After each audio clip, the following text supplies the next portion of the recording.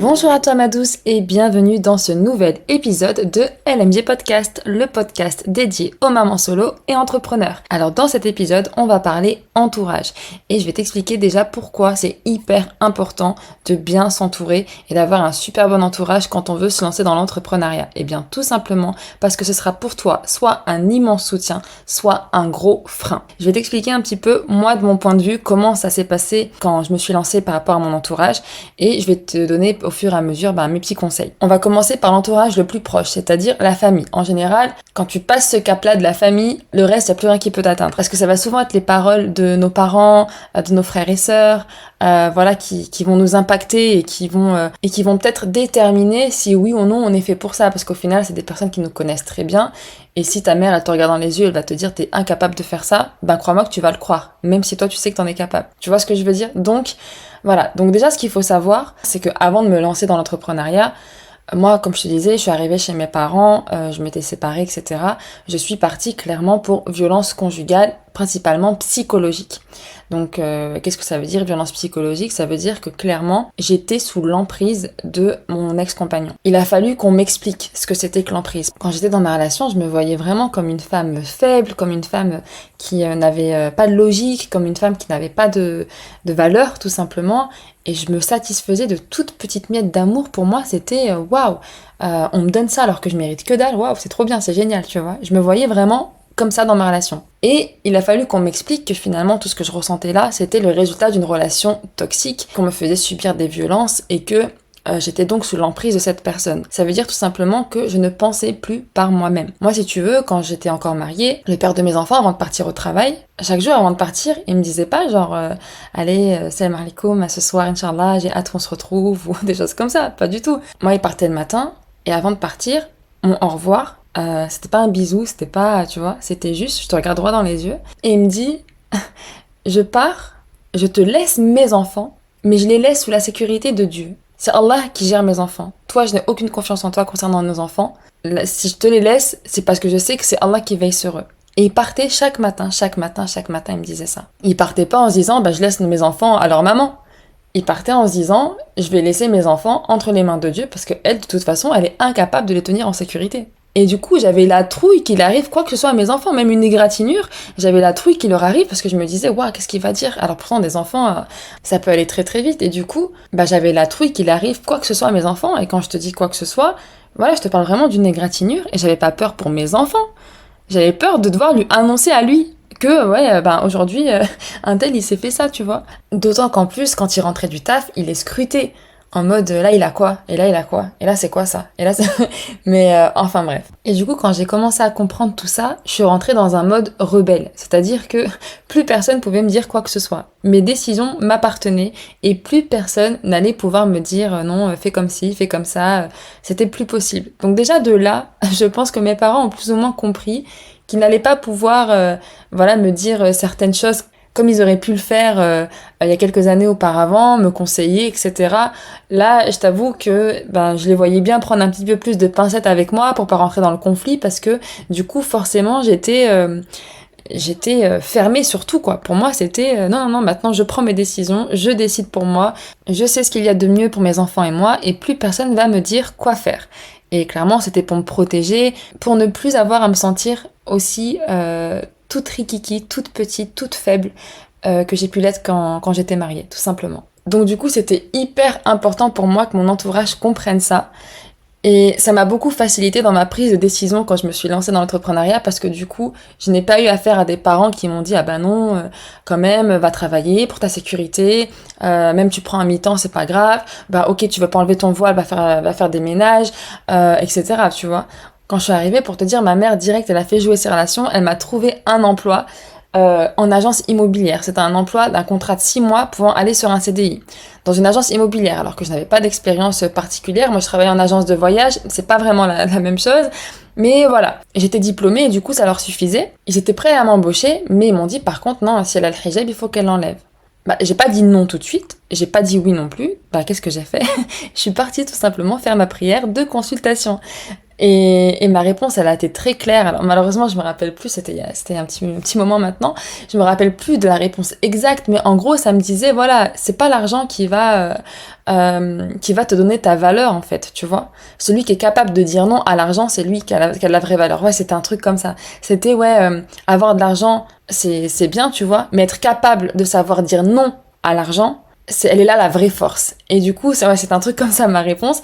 Et du coup, ça m'a fait tilt et je me suis dit non, ma vraie force, je vais la trouver dans le fait de continuer dans ce que j'ai vraiment envie de faire, à savoir la première des choses, respecter mes obligations religieuses et tout en subvenant aux besoins de ma famille. Et tu vois, ma mère, elle aurait très bien pu me dire ouais mais non, c'est bon, là c'est un super poste, machin, tu vas être bien, tu vas pouvoir vite trouver un logement, vite ceci, vite cela. Et ben non. Elle a accepté mon choix, elle m'a dit, y a pas de souci ma fille, tu trouveras ce que tu trouveras.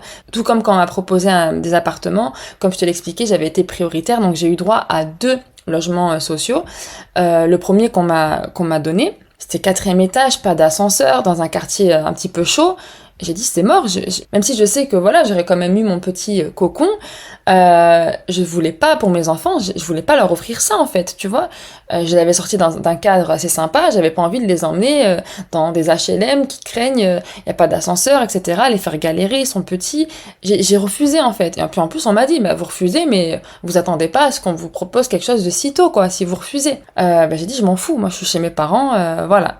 Dieu merci, j'avais vraiment mes parents, je leur en serai éternellement reconnaissante de nous avoir hébergés, de nous avoir acceptés, de nous avoir supportés et de nous avoir suivis dans nos choix en fait, parce que pour moi c'était juste pas possible. Et par rapport au boulot du coup, voilà, pareil encore une fois, elle aurait très bien pu me dire bah si vas-y accepte, enlève ton hijab, c'est pas grave, quand tu sors tu le remets, voilà, bah non, pas du tout, j'ai eu la chance, vraiment énormément de chance d'avoir des parents hyper compréhensifs à ce niveau-là. Et la seule chose que mon père m'a dite quand je lui ai dit voilà papa je vais me lancer là-dedans, c'est est-ce que tu penses que ça va marcher? Parce que forcément mes parents ils ont la soixantaine, je leur parle de créer des sites web, faire du référencement naturel, la gestion des réseaux sociaux, ils vont me regarder comme ça et ils vont me dire ok d'accord tu vois, et ça fait pas partie de leur génération tout ce système-là et du coup ben voilà ça les dépasse un petit peu je pense en termes de technologie, donc ils savent pas vraiment que la demande est quand même énorme du côté de ce domaine-là. Donc j'ai pu les rassurer du mieux que je pouvais et ils m'ont accompagnée dans ces choix-là. Mes sœurs, bah encore plus, j'ai 2 de mes sœurs qui ont travaillé dans la vente de prêt-à-porter, qui ont grimpé les échelons, qui avaient toutes les 2 des postes à très haute responsabilité. Et aujourd'hui,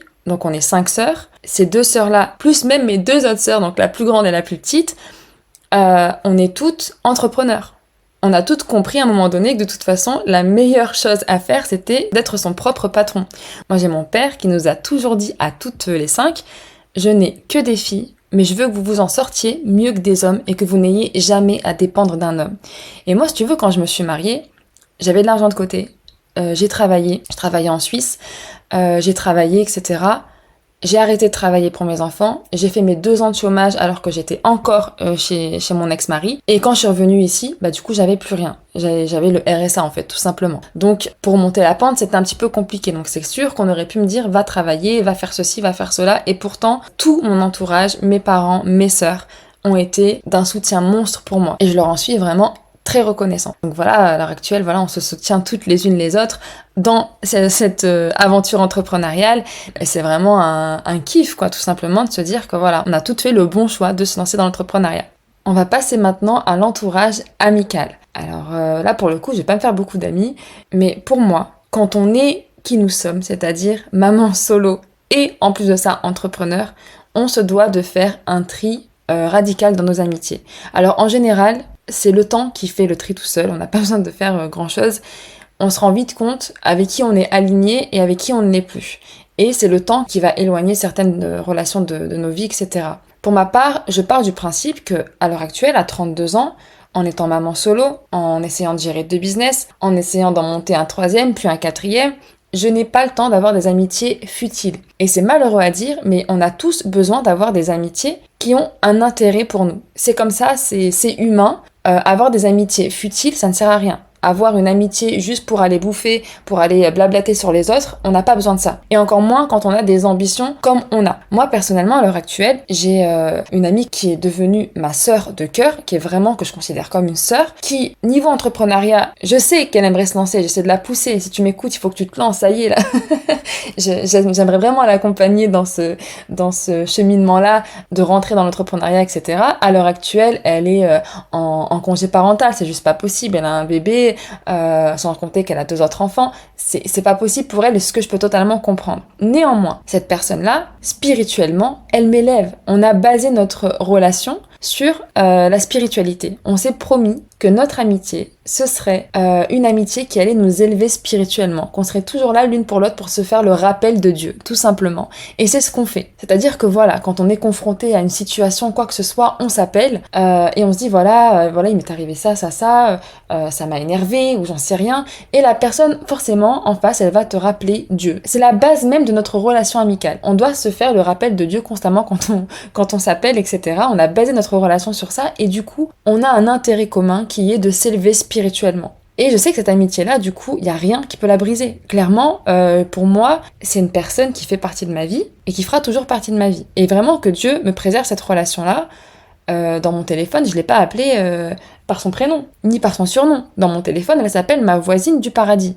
Pourquoi ma voisine du paradis ? Parce que je sais qu'elle fait partie du trousseau qui va me faire rentrer au paradis. C'est une personne, voilà, je ne peux pas me passer d'elle à l'heure actuelle, parce que je sais qu'on a un intérêt commun. Des personnes avec qui je n'ai plus d'intérêt commun, elles se sont éloignées de ma vie, tout simplement. Elles n'ont plus leur place, finalement, et j'ai du mal moi-même à leur faire de la place dans mon environnement. Parce qu'on arrive à un certain moment où des journées elles font que 24 heures, et quand on a des business à gérer, nos enfants à gérer seuls, et voilà, toutes nos ambitions en plus de ça, c'est très très très difficile de faire de la place à quelqu'un. Si je n'ai aucun intérêt commun avec cette personne-là. Je sais pas si tu vois ce que je veux dire, mais en tout cas, pour moi, c'est primordial d'avoir un entourage amical qui nous apporte quelque chose dans n'importe quel aspect. Donc ça peut être professionnel, ça peut être spirituel, ça peut être personnel, mais il faut vraiment qu'il y ait un intérêt commun. Si on n'a pas, la relation, elle n'a pas lieu d'être. C'est aussi simple que ça. Et tu verras que c'est le temps, en général, qui te montre les personnes qui sont faites pour toi ou pas, qui doivent faire partie de ton environnement ou pas. Et ces personnes-là, c'est aussi des personnes qui vont respecter ta vision, qu'elle la partage ou pas. Moi, par exemple, ma sœur de cœur, comme je te disais, cette personne-là, je sais que je peux lui dire « Ok, vas-y, on se fait une bouffe ensemble. Par contre, je peux y accorder que 2 heures. Et si tu veux qu'on se voit avant et après, soit on se met chez toi, soit on se met chez moi. Par contre, j'ai mon PC avec moi. » Et cette personne, elle va respecter le fait que j'ai d'autres obligations, mais que je peux, tout comme je le ferais avec n'importe laquelle de mes sœurs, me poser avec elle dans le même foyer et bosser en fait, tout simplement, en m'accordant des petites pauses café, à discuter, etc. Ou même partager carrément ce que je suis en train de faire au niveau de mon taf. Mais voilà, une personne qui va accepter et respecter mon temps, en fait. Et ça, du coup, c'est primordial. Pour ce qui est de l'entourage sentimental, entre guillemets, on en parlera dans le prochain épisode. Donc surtout, n'oublie pas de t'abonner si c'est pas déjà fait pour ne rien manquer. On se retrouve dans l'épisode 4 qui traitera du coup de l'équilibre entre la vie pro et la vie perso. En attendant, prends soin de toi et je te dis à très vite.